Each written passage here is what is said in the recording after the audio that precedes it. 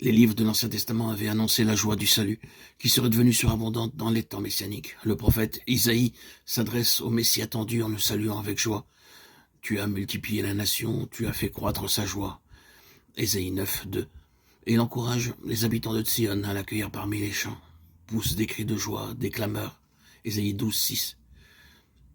Qu'il a déjà vu à l'horizon, le prophète l'invite à se convertir en messager pour les autres.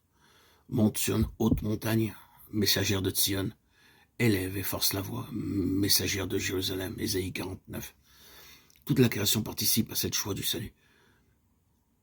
Cieux crient de joie, terre exulte, que les montagnes poussent des cris, car le Seigneur a consolé son peuple, il prend en pitié ses affligés. Ésaïe 49, 13. Voyant le jour du Seigneur, Zacharie invite à acclamer le roi qui arrive, humble, monté sur un âne. Exulte avec force, fille de Sion, crie de joie, fille de Jérusalem. Voici que ton roi vient à toi. Il est juste et victorieux. Zacharie 9, 9. Cependant, l'invitation la plus contagieuse est peut-être celle du prophète Sophonie, qui nous montre Dieu lui-même comme un centre lumineux de fête et de joie, qui veut communiquer à son peuple ce cri salvifique. Relire ce texte me remplit de vie. Le Seigneur ton Dieu est au milieu de toi, héros sauveur. Il exultera pour toi de joie. Il tressaillira dans son amour. Il dansera pour toi avec des cris de joie. Ésaïe 3, 17. C'est la joie qui se vit dans les petites choses de l'existence quotidienne comme réponse à l'invitation affectueuse de Dieu notre Père. Mon fils, dans la mesure où tu le peux, traite-toi bien. Ne te prive pas du bonheur d'un jour. Que de tendresse paternelle s'entrevoient derrière ces paroles. L'évangile où resplendit glorieuse la croix du Christ invite avec insistance à la joie. Quelques exemples suffisent.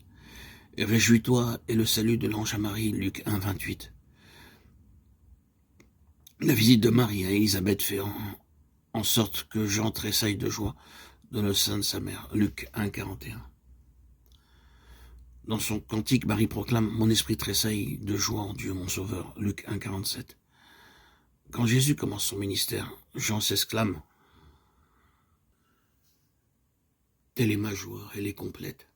Jean 3, 29. Jésus lui-même tressaillit de joie sous l'action de l'Esprit Saint, Luc 10, 21. Son message est source de joie. Je vous dis cela pour que ma joie soit en vous et que votre joie soit complète, Jean 15, 11.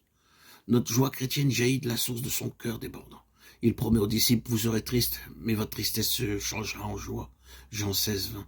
Et il insiste, je vous verrai de nouveau et votre cœur sera dans la joie et votre joie nul ne vous l'enlèvera. Jean 16, 22. Par la suite, les disciples le voyant ressuscité furent remplis de joie. Le livre des Actes des Apôtres raconte que dans la première communauté, ils prenaient leur nourriture avec allégresse. Acte 2, 46. Là où les disciples passaient, la joie fut vive. Et eux, dans les persécutions, étaient remplis de joie. Un eunuque qui venait d'être baptisé poursuivait son chemin tout joyeux, et le gardien de prison se réjouit avec tous les siens d'avoir cru en Dieu. Pourquoi ne pas entrer nous aussi dans ce fleuve de joie?